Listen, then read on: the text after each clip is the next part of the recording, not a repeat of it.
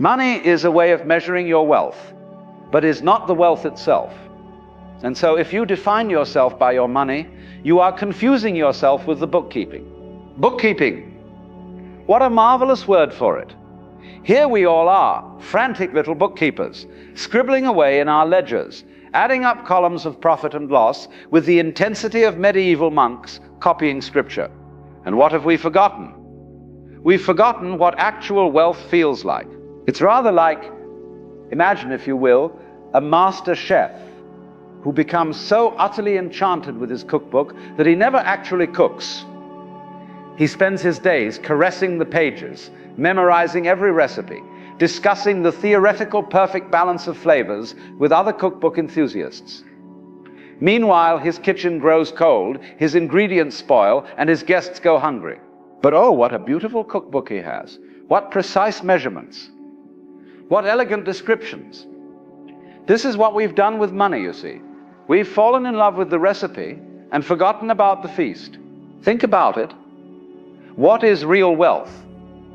Close your eyes for a moment. No, really, try it. And feel the weight of your body in that chair. Notice the air moving in and out of your lungs. That's wealth. The fact that you're breathing without effort, without payment, without negotiation with the atmosphere. The real wealth is the morning coffee that actually warms your belly, not the dollar bills you exchanged for it. It's the roof that keeps the rain off your head, not the mortgage payments. It's the embrace of someone who truly sees you, not the anniversary gift you bought to express what you couldn't say. Money is simply the language we use to trade these real things. It's a brilliant invention, actually. This symbolic system that lets the baker trade bread for the cobbler's shoes without having to carry loaves around in his pockets. But somewhere along the way, we started collecting the words instead of enjoying the conversation. You know what I find absolutely enchanting? A child with a cardboard box. Give a child the most expensive toy in the world, and they'll play with it for 10 minutes. Give them a cardboard box, and they've got a spaceship, a house, a robot suit, a secret cave. The child knows something we've forgotten. The joy is not in the thing, but in the play. We adults, we've become terribly sophisticated. We've learned to measure everything. We know the square footage of our homes, the horsepower of our cars, the thread count of our sheets. But when did you last measure the quality of your sleep?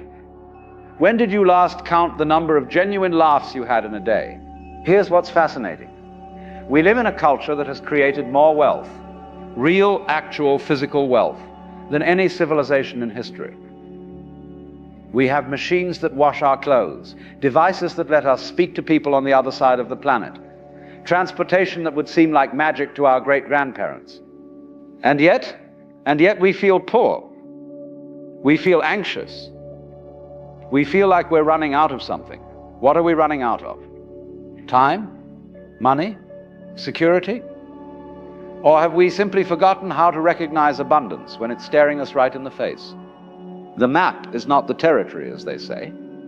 But we've become a civilization of people who spend so much time studying maps that we've forgotten to take walks. We know the exact distance to the nearest coffee shop, but we've forgotten what it feels like to wander without a destination. So here's the delicious irony.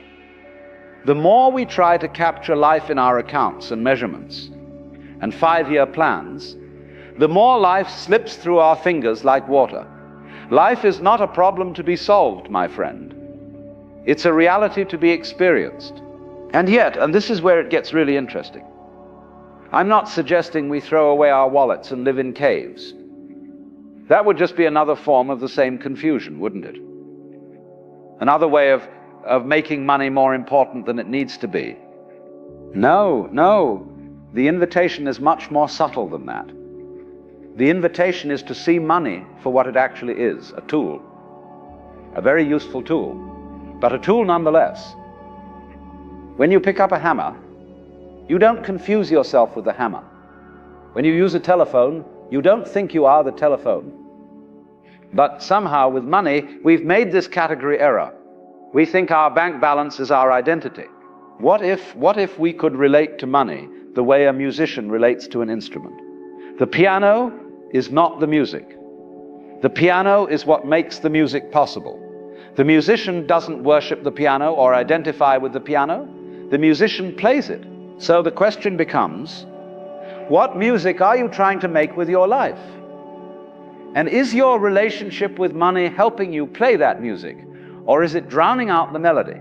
Because you see, my friend, this confusion we have about money is just one symptom of a much larger enchantment. We live in a culture that has taught us to mistake the symbol for the reality in almost everything we do. And once you begin to see this pattern, well, that's when things get really interesting. We are living in a culture entirely hypnotized by the illusion of time, in which we believe that the meaning and fulfillment of our life is in the future. Hypnotized. What a perfect word. Because that's exactly what's happened, isn't it? We've been put under a spell so gradually, so completely, that we don't even realize we're walking around in a trance. How did this happen? Well, let me tell you a story. Once upon a time, and I do mean once upon a time because this really did happen, humans discovered something remarkable. They discovered that instead of having to trade 6 chickens for a goat, and then trade the goat for grain, and then trade the grain for pottery, they could use little tokens to represent value. Brilliant. Absolutely brilliant. These little metal discs, these pieces of paper with pictures on them, they became a kind of universal solvent for human exchange. Suddenly the farmer could trade with the blacksmith, who could trade with the weaver, who could trade with the baker, and nobody had to carry livestock around in their pockets. But here's where the story gets interesting.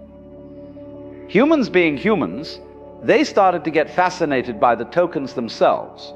The game of accumulating these symbols became addictive, and why shouldn't it?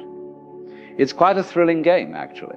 There are rules, there are strategies, there are ways to win and ways to lose. You can keep score very precisely. And unlike most games, this one never ends. You can always accumulate more. More, more, more. What a seductive word. More money, more security, more status, more power, more options, more freedom. The word itself has a kind of magnetic pull, doesn't it? But here's the trick, and it is a trick, though nobody planned it this way. The game has rules that ensure you can never actually win. The goalpost is always moving. Picture this. A man wakes up in the morning and thinks, I'll be happy when I get that promotion. Fair enough. He works hard, he gets the promotion. Does he wake up the next morning happy and satisfied? Oh, no. Now he wakes up thinking, well, that was nice, but I'll really be secure when I make 6 figures. He makes 6 figures. Now it's, I'll really be set when I have $1 million in the bank. He's like a man chasing his own shadow. The faster he runs toward it, the faster it moves away from him. And the shadow is always exactly the same distance away, just out of reach. The Zen masters have a wonderful term for this. They call it the hungry ghost, a creature with an enormous appetite and a mouth too small to feed itself. Always hungry, never satisfied. Now, I want to be very clear about something. I'm not criticizing this man, or you or myself, for getting caught up in this game. It's perfectly natural. We're social creatures, and we've created a social system based on symbolic exchange. The problem isn't the system itself. The problem is that we've forgotten it's a system. It's like watching a movie and getting so absorbed in the story that you forget you're sitting in a theater looking at light projected on a screen. The movie can be wonderful, thrilling, moving, but if you forget it's a movie, you're in trouble. We've forgotten that money is a movie. We're sitting in the theater of economic life, watching the drama unfold on the screen. The numbers going up, the numbers going down, the characters winning and losing, and we think it's reality. But what happens when the movie ends? What happens when you walk outside into the actual sunlight, breathe the actual air, feel the actual ground under your feet? The spell begins to break. Here's what's really fascinating about this hypnosis. It depends entirely on our agreement to remain asleep. Money only works because we all believe in it. If tomorrow morning everyone woke up and said, you know what, these pieces of paper aren't actually valuable, the entire system would vanish like smoke. It's the ultimate shared dream. We're all walking around pointing at these symbols and saying, yes, that's worth something, that's important, that matters. And because we all agree, it works. But the moment you see it as agreement, as collective dreaming, something shifts. You realize you have a choice about how deeply you want to participate in the dream. This is what I find absolutely delicious about our situation. We worry about artificial intelligence becoming too powerful, but we've already created an artificial intelligence. It's called the economic system. And we've programmed it with one simple instruction: grow, accumulate, expand more. And like a computer program, it doesn't question the instruction. It just follows it endlessly, regardless of consequences. More plastic in the ocean? The program doesn't care. It's following instructions. More stress, more anxiety, more people working jobs they hate to buy things they don't need. The program doesn't care. It's optimizing for growth. But here's the beautiful thing. We're not computers. We can wake up. We can question the programming. We can choose to play the game without being played by it. Because you see, the future we're all chasing, that magical moment when we'll have enough, that future never comes. It can't come. It's not designed to come. The system depends on us always wanting more, always feeling like we're not quite there yet. We sell our present, the only time we actually have, for a promised future that will never arrive. We trade our actual life for symbols of life. We give away the gold to chase fool's gold. But what if I told you that you're already wealthy beyond measure? What if I told you that right now, in this moment, you have access to something more valuable than all the money in all the banks in all the world? What if I told you that the secret to breaking the spell is not to fight it, but to play with it, to dance with it, to treat it like the elaborate game it actually is? But that would be telling, wouldn't it? And we're not quite ready for that yet. First, let's look at what it means to play the game with what I call a free hand. This is the real secret of life. To be completely engaged with what you are doing in the here and now. And instead of calling it work, realize it is play. Play. What a revolutionary word in our earnest, goal-oriented culture. We've been taught to be so serious about money, so grim about our financial future, so anxious about our economic security. But what if that's precisely the wrong approach? You see, there are two kinds of people who handle money: the tight-fisted and the free-handed. The tight-fisted person clutches every dollar, hoards every penny, approaches every financial decision with fear and scarcity. The free-handed person, well, they understand something. The tight-fisted person has forgotten. Money is like water. Try to grasp water in your fist. And what happens? It squeezes out between your fingers. Cup your hands gently, and it stays.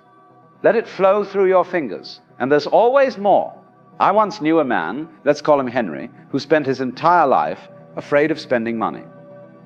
He had a modest job, lived in a tiny apartment, wore the same clothes until they fell apart. Not because he was poor, mind you, but because he was terrified of not having enough. Henry had a savings account that grew larger every year. He would check it constantly, calculating and recalculating how long it would last if he lost his job. He had spreadsheets, budgets, 5-year plans. He knew exactly how much he spent on groceries, on utilities, on everything. And you know what Henry had forgotten? He had forgotten how to live. His money was like blood that had stopped circulating. It was safe in the bank, yes, but it wasn't nourishing anything. It wasn't creating joy or beauty or connection or experience. It was just sitting there, growing, stagnating. Now, I'm not suggesting we all become spendthrifts. That's just the opposite side of the same fearful coin. The spendthrift is as obsessed with money as the miser. They just express their obsession differently. The free-handed player understands that money is meant to circulate. It's meant to flow. It's a river, not a lake. And rivers that stop flowing become swamps. Here's what I find fascinating. The people I've known who have the healthiest relationship with money are not necessarily the ones who have the most of it. They're the ones who understand what it's actually for. Money is for life. It's for experience. It's for facilitating the dance of giving and receiving that makes human civilization possible. It's a tool for creating beauty, for solving problems, for expressing care, for enabling adventure. Think about it. When you buy food, you're not really buying food. You're buying the energy that will fuel your next conversation, your next creative project, your next moment of laughter. When you pay rent, you're not really paying rent. You're buying the space where your life unfolds, where you sleep and dream and love and think. When you see it this way, spending money becomes an act of participation rather than loss. You're not losing money when you buy something meaningful. You're transforming it from symbol back into reality. But here's the key, and this is where it gets really interesting. The free-handed player doesn't spend carelessly or compulsively. They spend consciously. They ask, will this purchase enhance life or diminish it? Will this exchange of energy create beauty or create clutter? Will this transaction nourish what matters or feed what doesn't? There's an old saying, money is a terrible master, but an excellent servant. The tight-fisted person is enslaved by money. They're so afraid of losing it that it controls their every decision. The free-handed person employs money. They use it as a tool to create the life they actually want to live. Now, here's something that might surprise you. The free-handed approach often leads to more financial abundance, not less. Why? Because when you're not paralyzed by fear about money, you can see opportunities more clearly. When you're not hoarding your resources, you can invest them in relationships and experiences and skills that create value. It's like the difference between a garden and a vault. The vault keeps everything safe, but nothing grows. The garden requires you to plant seeds to risk them to the soil and the weather. But that's the only way you get a harvest. The free-handed player also understands something crucial about earning money. They're not just selling time for dollars. They're not just trading hours of life for pieces of paper. They're engaging in the great dance of human exchange, giving their unique gifts to the world and receiving the world's gifts in return. When you approach work this way, everything changes. Instead of asking, how can I make more money? You ask, how can I give more value? How can I serve more beautifully? How can I express my talents in ways that genuinely help others? And here's the paradox. The more you focus on giving value rather than getting money, the more money tends to flow your way. It's not a technique or a strategy. It's a natural consequence of aligning yourself with the flow of life rather than against it. I remember talking to a friend who was miserable at his job, high-paying job, good benefits, all the external markers of success. But he would complain constantly about his boss, his co-workers, his responsibilities. I'm only doing this for the money, he would say. Only for the money. What a tragic phrase. He was selling 8 or 10 hours of his daily life, the most precious thing he possessed, for something he didn't even enjoy having. He was trading his life energy for symbols and then wondering why he felt drained and resentful. The free-handed player asks a different question. How can I earn money in a way that energizes me rather than depletes me? How can I make my work itself a form of play, a form of creative expression? This doesn't mean everyone needs to quit their job and become an artist. It means bringing an artist's consciousness to whatever you do.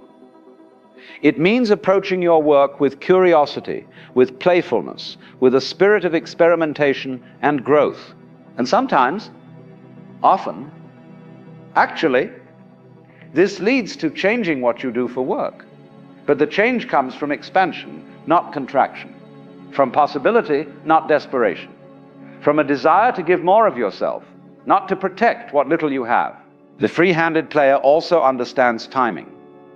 They know when to hold and when to fold, when to save and when to spend, when to be conservative and when to take risks. They develop what you might call financial intuition, the ability to feel their way through money decisions, rather than just analyzing them to death. This intuition develops when you stop being afraid of money and start being curious about it. When you stop treating it as a matter of life and death and start treating it as a creative medium, because that's what it is, you know? Money is a creative medium. It's how we shape the material world through our choices and values and priorities. The question is, what are you creating with your money? What kind of world are you funding with your financial choices? The free-handed player knows that every dollar spent is a vote for the kind of world they want to live in. Every purchase is a statement of values. Every financial decision is an act of creation. And with that understanding comes tremendous freedom. Not the freedom to do whatever you want. That's just another form of slavery. To impulse. But the freedom to choose consciously, to act with intention, to play the money game as a conscious participant rather than an unconscious victim. So the question becomes, are you ready to play with a free hand? Are you ready to stop being afraid of money and start dancing with it? Are you ready to use this tool without being used by it? Because once you master this dance, once you learn to play the money game with genuine freedom, well, that's when you discover something absolutely extraordinary. You discover what wealth really means. You are an aperture through which the universe is looking at and exploring itself. What an extraordinary sentence. Read it again slowly. You are an aperture through which the universe is looking at and exploring itself. Do you realize what this means? It means that every experience you have, every sunset you witness, every conversation you enjoy, every moment of beauty or sadness or confusion is the universe experiencing itself through your consciousness. And if that's true, if you are literally a unique expression of the cosmos itself, then what does it mean to say you don't have enough? What does it mean to say you're poor? It's rather like a wave in the ocean worrying that it doesn't have enough water. Let me tell you about two men I once observed. Both were looking at the same sunset from the same park bench. The first man, beautifully dressed, expensive watch, clearly what we would call successful, was frantically checking his phone, reviewing stock prices, responding to emails. He glanced at the sunset once, briefly, then returned to his screen. The second man, wearing worn clothes, carrying all his possessions in a backpack, clearly what we would call homeless, was sitting perfectly still, completely absorbed in watching the colors change across the sky. His face was lit with wonder, with gratitude, with something approaching reverence. Now, tell me, which man was wealthy in that moment? The man with money was poor. He was missing the incredible gift that was being offered to him freely. The man without money was rich beyond measure. He was fully present to the beauty of existence itself. This is what we've forgotten, you see. We've forgotten that the most valuable things in life cannot be bought or sold. They can only be received. And they're being offered to us constantly. Moment by moment, breath by breath, the warmth of sunlight on your skin, free. The taste of cool water when you're thirsty, essentially free. The sound of rain on the roof, the sight of stars in a clear night sky, the feeling of your lungs filling with air, all free, all priceless, all available right now. We live in the midst of abundance so vast, so fundamental, so extraordinary, that if we could truly see it, we would be overwhelmed with gratitude. But we've trained ourselves to look past all of this freely given wealth, to focus on the tiny fraction of life that must be purchased. Now, let's trace the journey we've taken together. We began by seeing how we confuse the measure with the treasure, how we mistake the menu for the meal. We saw how this confusion has hypnotized us into chasing a future that never arrives. We explored what it means to play the money game with a free hand, to use the tool without being used by it, and now we arrive at the heart of the matter, the discovery that you are already wealthy beyond imagination, not because of what you have, but because of what you are. You see, there are really only two kinds of wealth. There's symbolic wealth, money, possessions, status, credentials, and there's actual wealth. Actual wealth is consciousness itself, the ability to experience anything at all. Think about it. You could have all the money in the world, but if you were unconscious, in a coma, let's say, what good would it do you? The money would be meaningless, because there would be no one home to enjoy it. But consciousness, awareness, the simple fact that you exist, that you can think and feel and perceive, that's the ultimate treasure. That's the real currency of the universe. And here's the most wonderful part. This wealth cannot be stolen from you. It cannot fluctuate with the market. It cannot be taxed or regulated or diminished by economic recession. It's yours by birthright. yours by the simple fact of being alive. When you truly understand this, not just intellectually, but in your bones, in your blood, in your direct experience, your entire relationship with money changes. You stop being desperate for it because you're no longer dependent on it for your sense of worth or security or joy. Money becomes what it was always meant to be, a useful tool for navigating the material world. Nothing more, nothing less. You can appreciate it when you have it, use it wisely when you need it, and not be devastated when you don't have as much as you'd like. This doesn't mean you become indifferent to money. Far from it. When you stop being afraid of not having enough, you often discover you're capable of earning and managing money much more effectively. Fear makes us stupid, you see. Fear makes us grasp and hoard and make poor decisions. But when you know, really know, that your fundamental wealth cannot be threatened, you're free to be creative, generous, playful with money. You're free to take appropriate risks, to invest in meaningful projects, to give freely when giving is called for. You become like a master chef who's no longer worried about having enough ingredients. The anxiety is gone, so creativity can flow. The chef can focus on making something beautiful rather than obsessing over the inventory. Now, I want to address something directly. You might be thinking, this is all very poetic, Alan, but I have real bills to pay, real responsibilities, real financial pressures. How does all this philosophy help me with my actual situation? Fair question. And here's my answer. This understanding doesn't eliminate the practical aspects of dealing with money, but it transforms how you approach them. Instead of approaching financial challenges from a place of fear and scarcity, you approach them from a place of creativity and abundance. When you're not paralyzed by anxiety about money, you can think more clearly about money. When you're not desperate, you don't make desperate choices. When you remember that your fundamental worth is not determined by your net worth, you can negotiate, plan, and strategize from a position of inner strength. Let me be very concrete about this. If you're struggling with debt, for example, approaching it from this perspective means you stop defining yourself as someone who is in debt. You are a conscious being who happens to have some financial obligations to resolve. It's a practical problem, not an identity crisis. If you're worried about retirement, approaching it from this perspective means you plan wisely for your future needs while not sacrificing your present life to those plans. You prepare without becoming consumed by preparation. If you're trying to build wealth, approaching it from this perspective means you focus on creating genuine value in the world rather than just accumulating symbols. You ask, how can I use my unique gifts to serve life in a way that also supports my material needs? The practical and the philosophical are not separate, you see. They inform each other. Right understanding leads to right action. Clear seeing leads to skillful doing. And here's perhaps the most important point. When you wake up from the money dream, you don't lose the ability to play the money game. You gain the ability to play it joyfully, creatively, effectively. You're no longer playing to avoid losing. You're playing to create and explore and contribute. You're no longer driven by fear of not having enough. You're inspired by the possibility of using this tool, money, to participate more fully in the great dance of life. So here's my invitation to you. And it is an invitation, not a command or a prescription. The next time you handle money, whether it's a coin, a bill, a credit card, or just numbers on a screen, pause for a moment.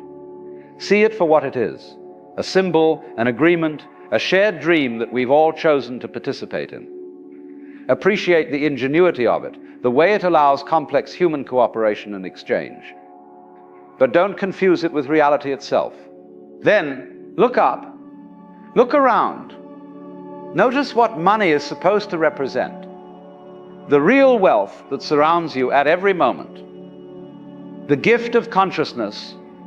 The miracle of being alive in a universe vast and mysterious beyond comprehension. Feel your heartbeat. Notice your breath. Look at the incredible complexity of your own hand. Realize that you are matter that has organized itself to become aware of itself. You are stardust that has learned to think and feel and wonder. That is your true capital. That is the real currency of the universe. And it has been deposited in your account, not by any bank, but by the cosmos itself. The meaning of life is just to be alive. It is so plain and so obvious and so simple. And yet everybody rushes around in a great panic as if it were necessary to achieve something beyond themselves. The numbers on your bank statement are the dream, my friend. This moment, this breath, this awareness, this inexplicable fact that you exist at all, this is reality. Wake up. The wealth you've been seeking has been here all along. You are it.